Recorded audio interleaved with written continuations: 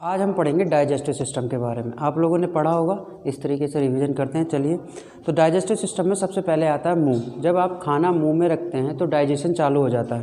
तो आप कहेंगे कैसे डाइजेशन चालू होता है? जब आप दांत से चबाना चालू करते हैं तो यहाँ पर हमारी लार ग्रंथियाँ होती हैं, लार की ग्रैंड, उनमें से 4 एंजाइम निकलते हैं, डाइस्टेज, टाइलिन, लाइसोजाइम और म्यूलिन। आपने काफ़ी बार सुना होगा। तो डाइस्टेज और टाइलिन ये क्या करते हैं? जब ये लार देखेंगे आप तो लार में ये स्टार्च का पाचन करते हैं, या ये कह लीजिए कार्बोहाइड्रेट का पाचन करते हैं। कौन? डाइस्टेज और टाइलिन। इसके बाद लाइसोजाइम आता है। तो लाइसोजाइम क्या करता है? लाइसोजाइम भी एक तरह का एंजाइम है। वो क्या करता है? वो खाने में से कीटाणुओं को मार देता है। लाइसोजाइम, आपने देखा होगा कि कुछ जानवर जो होते हैं, जैसे कुत्ता, आपने देखा होगा उनके चोट लग जाती है तो 24 घंटे चाटते रहते हैं। क्यों? क्योंकि उन्हें पता है कि उनकी लार में क्या है? लाइसोजाइम, जो कि कीटाणुओं को मारता है, और वो चाट चाट के ठीक भी कर लेते हैं। आप लोग भी बचपन में क्या करते हो? चोट लग जाती है तुरंत मुँह में डाल लेते हो। वो भी किस लिए? क्योंकि कीटाणु मर जाते हैं, उसके पास बैक्टीरिया खत्म हो जाए, या डिटॉल लगा लेते हैं। तो वो काम कौन करता है? लाइसोजाइम। दूसरा म्यूलिन। म्यूलिन का क्या काम होता है? तो म्यूलिन खाने को चिपचिपा बना देता है। तो आप देखेंगे कि एक एंजाइम निकलता है जिससे खाना कभी आपने आधा खाया और मुंह हाथ पे करके देखेंगे, मुंह का खाया हुआ निकाल के, तो वो चिपचिपा चिपचिपा होगा। तो वो किसकी वजह से होता है? म्यूलिन की वजह से। तो अगर आपसे कोई पूछे कि डाइजेशन कहाँ से चालू होता है, तो डाइजेशन कहाँ से चालू होता है? मुँह से। ठीक है। इसके बाद ये आहार नाल है, ठीक है। इसमें कोई पाचन नहीं होता। इसका केवल इतना काम है कि खाना जब मुंह में गया है तो ये इसको सीधा ले गया है कहाँ? एब्डोमेन में। कहाँ ले आए? एब्डोमेन, मतलब अमाशय में लेकर आ जाए। अब यहाँ पर देखते हैं। यहाँ पर जो एब्डोमेन होता है उसके 3 हिस्से होते हैं। कितने? 3। पहला वाला हिस्सा कार्डियक, क्योंकि जो हार्ट का डॉक्टर होता है उसे कार्डियोलॉजी बोलते हैं ना, तो हार्ट के पास जो हिस्सा होता है वो होता है कार्डियक। उसके नीचे एक हिस्सा है जिसका नाम है फंडिक, और उसके नीचे एक हिस्सा है जिसका नाम है पाइलोरिक। इस हिसाब से 3 हिस्से बटे हुए हैं। अब मैं तीनों के बारे में आप लोगों को धीरे धीरे बताता हूँ कि तीनों हिस्से कैसे काम करते हैं।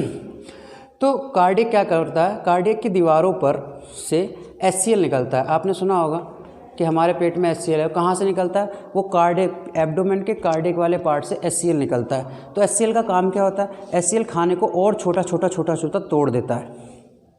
ठीक है। तो यहाँ पर HCl निकलता है। जब आप कभी कहते हैं कि गैस हो जाती है, तब आपके पेट में HCl की मात्रा ज़्यादा हो जाती है। तो जब आप खट्टी डकारें आने लगती हैं, ठीक है, तो ये सब किसकी वजह से होता है? HCl की वजह से। अगर मैं आपसे पूछूं कि हमारे एब्डोमेन में हाइड्रोक्लोरिक एसिड कौन से पार्ट से निकलता है, तो कौन से पार्ट से निकलता है? कार्डियक पार्ट से। अब इसके आगे चलते हैं। तो जब खाना यहाँ पर छोटे पार्टों में बढ़ जाता है, इसके बाद खाना आगे आता है फंडिक में। ठीक है। फंडिक में छोटे छोटे इस तरीके से कांटेदार संरचना होती है। ये क्या करती है? खाने को रोक के रखती है। ये खाने को रोके हुए रखती है, कम से कम 3 से 4 घंटे तक ये खाने को रोके रखती है, ताकि जो HCl है वो पूरी तरह से उस खाने को बिल्कुल लिप्सा बना दे, बिल्कुल छोटे छोटे दानों में तोड़ दे, ताकि आगे तकलीफ ना हो। तो कभी कभी आपने देखा होगा कि जो इसका फास्ट वगैरह होता है, जो व्रत रखे होते हैं, उनके पेट में गड़ने लगता है। वो क्या गड़ता है? यही गड़ता रहता है। इसको कहते हैं रूजी। ये क्या होते हैं? पेट में गड़ने लगते हैं। तो आपने सुना होगा कि ज़्यादा भूखे रहने से पेट में गड़ने लगते हैं। अब इसके आगे चलते हैं। तो खाना जब 3 से 4 घंटे बाद पाइलोरिक में आता है। किस में आता है? पाइलोरिक। पाइलोरिक में यहाँ पर छोटे छोटे नोजल टाइप संरचना पाई जाती है। ठीक है। इसको हम बोलते हैं गैस्ट्रिक ग्लैंड। कौन सी gland? Gastric gland. Gastric gland. तो अब आप जान रहे हैं कि गैस्ट्रिक ग्लैंड का मुख्य कारण क्या होता है? तो गैस्ट्रिक ग्लैंड का मुख्य कारण होता है, ये 2 तरीके के हार्मोन छोड़ती है, 2 तरीके के एंजाइम छोड़ती है एक्चुअल में। एक है पेप्सिन, एक है रेनिन। अब पेप्सिन और रेनिन क्या करता है? पेप्सिन क्या करता है? प्रोटीन को पचाता है। किसको? प्रोटीन को। पेप्सिन किसको पचाता है? प्रोटीन को। और रेनिन क्या करता है? रेनिन क्या होता है? दूध को दही बनाता है। दूध को दही बनाता है। कभी आप दूध पी के उल्टी करेंगे तो आप देखेंगे तो दूध नहीं निकलता मुंह से वापस। क्या निकलता है? दही निकलता है। क्यों? क्योंकि दही अच्छी तरह से पच जाता है। हमारा पेट जो होता है दूध को डायरेक्ट ऑब्जर्व नहीं करता, दूध को पहले दही बनाता है। और दही कौन सा पार्ट बनाता है? तो पाइलोरिक बनाता है। किसकी मदद से? गैस्ट्रिक ग्लैंड की मदद से। गैस्ट्रिक ग्लैंड कौन सा एंजाइम छोड़ती है? रेनिन। तो रेनिन से दूध का पाचन होता है। तो जब आदमी बूढ़ा हो जाता है तब क्या होता है? तो बूढ़ा हो जाता है तो डॉक्टर उससे साफ कहता है कि बाबूजी आप दूध मत खाइए, आप दही खाइए। क्यों? क्योंकि उसको पता है कि गैस्ट्रिक ग्लैंड अगर आपकी ख़राब हो गई है तो दूध दही नहीं बन पाएगा और जिससे पाचन में दिक्कत होगी। पाचन में दिक्कत क्या हो, जब ये दही नहीं बन पाएगा डायरेक्ट नीचे जाएगा और ठीक से ऑब्जर्वेशन नहीं हो पाएगा, एब्जॉर्प्शन नहीं हो पाएगा और आदमी को दस्त या कुछ हो सकता है, आगे प्रॉब्लम हो सकती है गैस वैस की। तो ये था आपका इस तरीके से पेट के तीनों पार्ट हो गए। अब आप चलते हैं आगे छोटी आंत की तरफ। तो अब देखिए, अब आगे चलते हैं। खाना छोटी आंत से पाइलोरिक वाले हिस्से से निकलकर अब जाना चाहता है किसमें? छोटी आंत में। किस में जाना चाहता है? खाना निकल के जाहिर सी बात है छोटी आंत में जाएगा। लेकिन यहाँ पर एक समस्या आ जाती है बहुत बड़ी। क्या समस्या आ जाती है कि खाना जो पेट से आ रहा होता है, खाना जो पेट से आता है पूरी तरह से एसिड हो गया होता है। पूरी तरह से क्यों? क्योंकि आपको पता है कार्डियक वाले हिस्से ने HCl छोड़ा था, जिसकी वजह से पूरा खाना बहुत सारा एसिड था। अब खाना छोटी आंत में जाना चाहता है। पैनक्रियास क्या करता है? पैनक्रियास पाचन में पूर्ण रूप से भाग लेता है और 3 तरीके के एंजाइम छोड़ता है, जो LAT लाइपेज, एमाइलेज और ट्रिप्सिन। 3 तरीके के एंजाइम छोड़ता है, लाइपेज, एमाइलेज और ट्रिप्सिन। लेकिन पैनक्रियास ये कहता है कि भाई साहब खाना तो आ रहा है, ठीक है, हम LAT भी आपको दे देंगे, लेकिन समस्या ये है कि हम LAT तभी देंगे जब ये जो खाना है ये बेस फॉर्म में होगा। मतलब अभी तक एसिड आ रहा था, ये कह रहा है बेस फॉर्म में होगा। किसमें? बेस। इसका मतलब इसकी और पेट की सीधी दुश्मनी है, ठीक है। वो कहता है कि हम HCl देंगे, लेकिन ये कहता है कि भैया HCl दोगे तो मैं बिल्कुल नहीं छोड़ूंगा, LAT बिल्कुल मना कर देता है। तो अब क्या करें?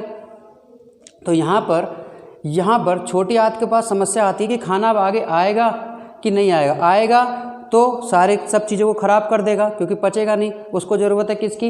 इन 3 एंजाइम की, LAT, अभी बताएंगे आगे, LAT की ज़रूरत है, लेकिन ये मना कर रहा है पैनक्रियास।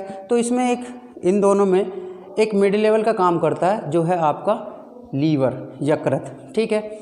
ये क्या करता है? ये है गॉल ब्लैडर, ठीक है। यकृत क्या करता है? पित्त बनाता है, पित्त मतलब गॉल बनाता है, ठीक है, और उसको इसमें एक स्टोर करता जाता है अपनी एक थैली में, ठीक है। यकृत क्या करता है? पित्त बनाता है। यकृत के और भी बहुत सारे काम है, इसका मुख्य काम ये है कि ये पित्त भी बनाता है। मुख्य काम नहीं, एक काम है पित्त बनाता है, ठीक है। ये पूरी तरह से क्षारीय होता है, ठीक है।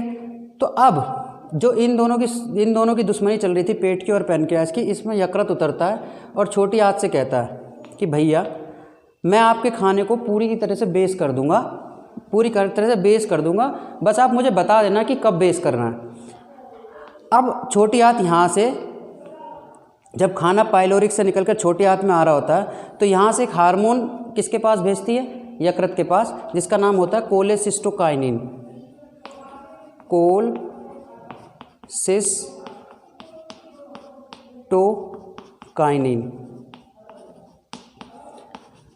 ये एक हार्मोन भेजती है इसके पास कि भैया जल्दी से बताओ, खाना निकल के आ रहा है वहाँ से, जल्दी से इसे छार करो। तो ये पित्त की थैली है, कहते हैं इसे, गॉल ब्लैडर से गॉल निकलता है और सीधा का सीधा आकर इस खाने में मिल जाता है और ये खाने को पूरी तरह से बेस बना देता है। आप लोगों में से जो भी चिकन खाते होंगे आपको पता है, जब चिकन को मारा जाता है तो उसमें से यकृत की ये गॉल ब्लैडर वाली थैली को निकाल के तुरंत फेंक दिया जाता है, ठीक है। ये काम इतनी सावधानी से किया जाता है कि अगर गलती से भी ये थैली फट के उस चिकन के मांस के टुकड़े पे गिर गई तो आप उसे साबुन से धोइए, रगड़ के धोइए, कैसे भी धोइए, वॉशिंग मशीन में डाल दीजिए, आप उसे खा नहीं सकते, ठीक है, क्योंकि बहुत ज़्यादा बेसिक बना देता है। तो जब आप यहाँ से खाना आया, इसी तरह से गॉल ब्लैडर से खाना आया, अब यहाँ हो गया क्षारीय हो गया। अब पैनक्रियास कहता है हाँ अब ठीक है, अब बताओ कब छोड़ना है। तो छोटी आंत इसको फिर से बताती है कि भैया खाना आ गया है। कैसे बताएगी? एक हार्मोन छोड़ेगी जिसका नाम है सिक्रेटिन, ठीक है, ये छोड़ेगी पैनक्रियास की तरफ। अब पैनक्रियास कहेगा हाँ अब ठीक है, तुरंत LAT छोड़ देगी यहाँ पर। तो जैसे ही यहाँ पर LAT आएगा तो LAT को कहते हैं पूर्ण पाचक, ठीक है, ये पूर्ण तरह से पचाती है, ठीक है। पूर्ण पाचक एंजाइम भी बोलते हैं इसे, ठीक है। क्या बोलते हैं? पूर्ण पाचक एंजाइम। अब यहाँ पर देखिए, खाना यहाँ पर पैनक्रियास में आ चुका है। इन दोनों की लड़ाई यकृत ने ख़त्म कर दी, यकृत ने गॉल ब्लैडर बना दिया, गॉल ब्लैडर निकल के इसमें आया और खाना पूर्ण तरह से बेसिक हो गया। अब खाना आ चुका है छोटी आंत में। अब छोटी आंत में क्या मिलता है आपको, लैट मिलता है। लैट पैनक्रियाज से निकल के उसमें मिलता है, जिसमें होता है लाइपेज, एमाइलेज और ट्रिप्सिन। तो लाइपेज क्या करता है, लाइपेज का मेन काम होता है फैट को पचाने का। किसका पचाने का, फैट को। जो भी आप फैट खा लेते हैं, वसा खा लेते हैं, जैसे तेल, घी, ये सब खा लेते हैं, ये कौन पचाता है, लाइपेज। इसके बाद आता है एमाइलेज। एमाइलेज का वही काम होता है जो मुंह में डायस्टेज और टाइलिन ने क्या होता है, डायस्टेज और टाइलिन ने क्या काम किया होता है, डायस्टेज और टाइलिन ने कार्बोहाइड्रेट को पचाया होता है। तो यहाँ पर एमाइलेज भी क्या करेगा, एमाइलेज भी क्या करेगा, सीधा सीधा स्टार्च को पचाएगा। इसके बाद आते हैं ट्रिप्सिन। तो प्रोटीन का पाचन सबसे ज़्यादा जटिल होता है, प्रोटीन जल्दी नहीं पचता। तो आपको पता है गैस्ट्रिक ग्लैंड में पेप्सिन निकला था जिसने प्रोटीन को पचाया था, और यहाँ पर भी पैनक्रियाज भी ट्रिप्सिन छोड़ता है। किसके पाचन के लिए, प्रोटीन के पाचन के लिए। किसके पाचन के लिए, प्रोटीन के पाचन के लिए। इसके बाद खाना चला जाता है किसमें, छोटी आंत में। तो छोटी आंत में खाना जाता है। छोटी आंत के 3 हिस्से होते हैं,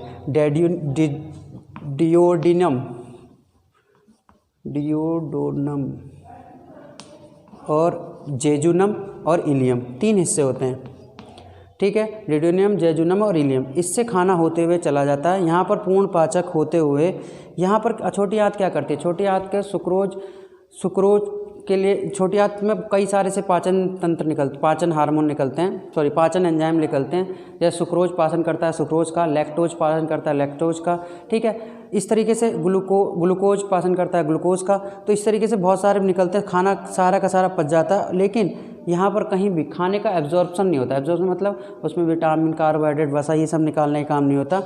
यहाँ पर छोटी आंत के इलियम वाले पार्ट में एक विली होती है, विली, ये छोटी छोटी कांटेदार संरचना होती है। यहाँ पर आकर खाने का पूरी तरह से ऑब्जर्प्शन हो जाता है, पूरी तरह से खाने का ऑब्जर्प्शन विली में हो जाता है, छोटी आंत के लास्ट में।